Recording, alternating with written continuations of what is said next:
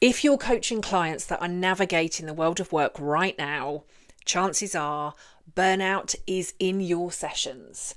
You might not see it, you might not know it, you might even be avoiding it, but I will guarantee you that it is there. And in this video, I want to talk you through 3 steps that you can take right now when burnout shows up in session. First though, because I'm sure you're already asking the question, how do I know if burnout is in the room anyway, Kelly? What are the signs? What are the symptoms? What might I be looking for? Now, I cover the signs and symptoms in detail in some of my other videos, so I'm not going to go into a huge amount of detail in this today. But I will give you very quickly 3 of the most obvious signals that someone could be on the brink of burnout before we get into the 3 steps that you can take right now as a coach. So 3 of the things that you can be looking for, right? Number 1 is about pace. Pace, right? The speed. How quickly are your clients breathing? How quickly are they moving? How quickly are they talking? How quickly do they just want to move from that question? Yeah, we've answered that one now. Move on, move on, move on. I want to get to the purpose of why I'm here today, right? I want to talk about this. I'm not interested in talking about this. Don't want to get around this. I just want the solution. I want the answer. I want to keep on moving. In effect, sometimes, right, I just want the coaching session to be over. Just get on with it so I can then get back to work to do what I'm doing. So it's about pace. The speed in which they're breathing, speaking, even coming into the session, right? Whether you're working with them face to face or whether you're working with them online, there is this pace, this speed, the way in which they're coming into session. Secondly, it's about urgency. Now, you might be thinking, well, isn't that the same as pace? But actually, urgency is about how urgent everything feels. They're going to be struggling probably to be able to prioritize because everything feels urgent. Everything feels like it needs to be done now. So again, if you're focusing on delegation or you're focusing on prioritization, maybe as some of the outcomes of the coaching, the urgency, the survival mode that they are in is going to make prioritizing and delegation really hard because everything feels equally like it's in survival mode. Everything feels like it's a fight. Everything feels like it needs to be done now. And if you're weighing up, let's prioritize this thing and this thing and this thing, all of them are going to feel urgent. All of them are going to feel urgent. Everything is going to feel like it has to be done now. I haven't got time. I've got to keep on going. And of course, then the urgency feeds the pace. But 2 of the things to be looking for are pace and urgency. Can they differentiate between what could be done today and what could be done tomorrow? And how fast are they moving through everything? And then thirdly and finally, the thing to be looking out for is focus or lack of. Is there a lot of brain fog? Is it like, I had that meeting with, I had that meeting with, I can't remember the name right now. I can't remember what we were talking about, but anyway, it doesn't matter. Right, those kind of conversations or the way in which they're having conversations. Maybe you're also finding that they're bringing the same issue into session after session.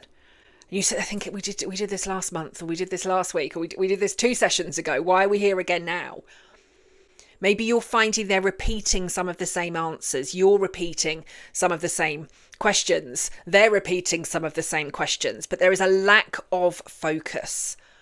A lot of that is because their brain is in urgency mode. Their brain is in survival mode. So asking them to focus on this particular task or this particular question that might not necessarily feel important right now, it's not feeding that urgency and that pace. So if you're noticing some of those 3 things, the pace, the urgency, and the focus, burnout could well be in your sessions. Again, those 3 things could also be something else, and I talk about that in some of my other videos as well. But there are many more signs and many more symptoms, some of which I cover in my next free 2-hour live masterclass, Burnoutology 101. But for now, let's talk about the 3 steps that you can take when burnout shows up in session. After all, that's what you're here for, right? That's why you are still engaging with me and watching in this video. So the first thing I want you to do, if you're noticing that pace, that urgency, and that lack of focus, the first thing to do is to bring them into the now. Not on the goal, not on the future, not on the thing that happened in the meeting they've just come from, not on the thing that they've got to go into today, not on the keynote talk that they're going to be delivering on stage next week, not on any of that stuff. Bring them into the now. Invite them to share a breath with you. Invite them to take a sip of their drink. Invite them to take a pause. Invite them to tell you how they're feeling. Bring them into the now. What are they looking at right now? What are they thinking about right now? Bring them into the now. Because in the now, there is no fight, there's no pace, there's no urgency, there's nothing to forget. The now is just now. Bring them into their body. Allow them to actually land here. Maybe it's a shoulder roll. Maybe it's like, where are you feeling any tension right now? Where is your focus right now? Find ways to bring them into the now. The second thing I want you to do then is to focus on safety. Because once we've got them into the now, this is going to be the space that they'll be able to start to make decisions from.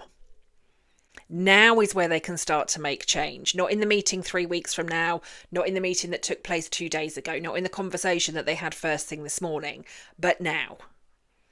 Now is where we make decisions.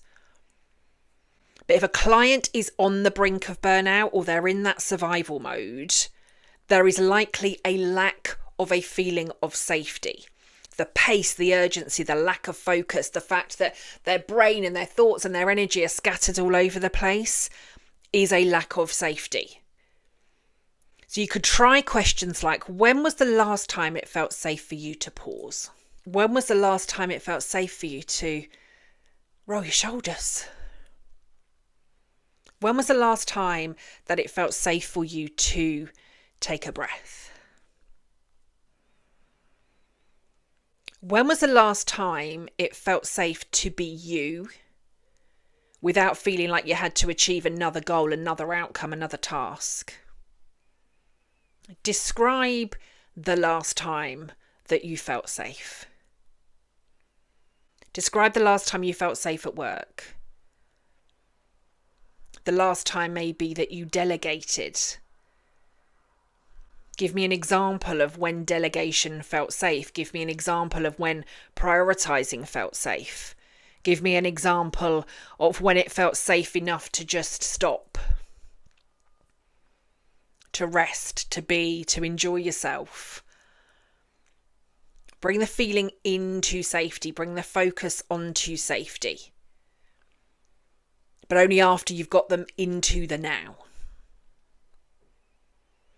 And when they're in the now and they're focusing on safety, they're feeling safer in themselves, in the coaching session, in their body, when they're feeling safer with you, maybe even feeling safer about the fact that they don't have to be performing. Maybe this is the space where they can exhale and roll their shoulders and tell you how good, great, bad, ugly, or indifferent everything is before you get into the actual session. And then thirdly and finally, I want the focus to be on them, the focus on self. You've got them in the now, you've focused on safety, now it's about self. And one of my favourite and all-time coaching questions ever is the who are you question. That question transformed my entire life. Now, your clients might not be able to answer that at depth to start off with. Some of my clients sit with that question for 2, sometimes 3 hours or more. Because it's likely if burnout is in the room, your client has been performing for a really long time. They've been masking. They've been showing the world what the world wanted to see, not necessarily how they felt safe showing up. So they can probably, if you ask them about self, tell you about all of the jobs they're doing. They can talk to you about their team. They can talk to you about leadership and projects and management and promotions and money.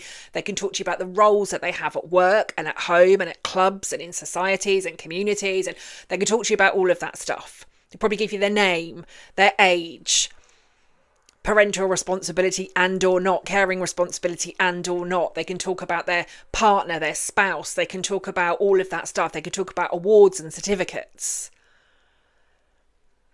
They can talk about all of the roles that they do, all of the things that they fulfill. But can they talk to you about the joy?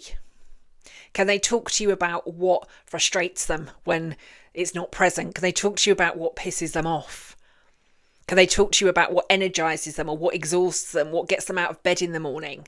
Can they talk to you about the things that they love doing? Can they talk to you about hobbies? Can they talk to you about stuff that brings a smile on their face, where you can quite literally see their shoulders melt and their facial expression changes and a smile comes on their face? Oh, I absolutely love doing this thing. The stuff that's not focused on the winning and the striving and the performing and the continuing to move forwards. If burnout is in the room, we need these three things. We've got to bring them into the now. We've got to focus on a feeling of safety. And then we've got to focus on the self. Now, you've trained as a coach. I'm sure you are a brilliant coach. And you've trained as a coach to focus on the future and the goals and the outcomes and the progress and the success. But I guarantee you those three things will literally transform a coaching session when burnout is in the room. And if the coaching session transforms when burnout is in the room, so too do your clients. So firstly, bring them into the now. Secondly, focus on safety. And thirdly, focus on self. When you've done those three things, then you can get back to doing what you do best, right? The growth, the strategy, the performance, the movement, the momentum, the success. But you've got to start with those three things first when burnout is in the room. Get them into the now, focus on safety, and then get them to focus on themselves. Right, thank you very much for watching. Now, before I go, if you do want to learn more about how burnout changes coaching and how coaching needs to change when burnout is in the room, I would love to invite you to join me for Burnoutology 101. It's my free live 2-hour masterclass. I will pop the link in the description below and I would absolutely love to see you there. For now, though, thanks again for watching and I will see you next time.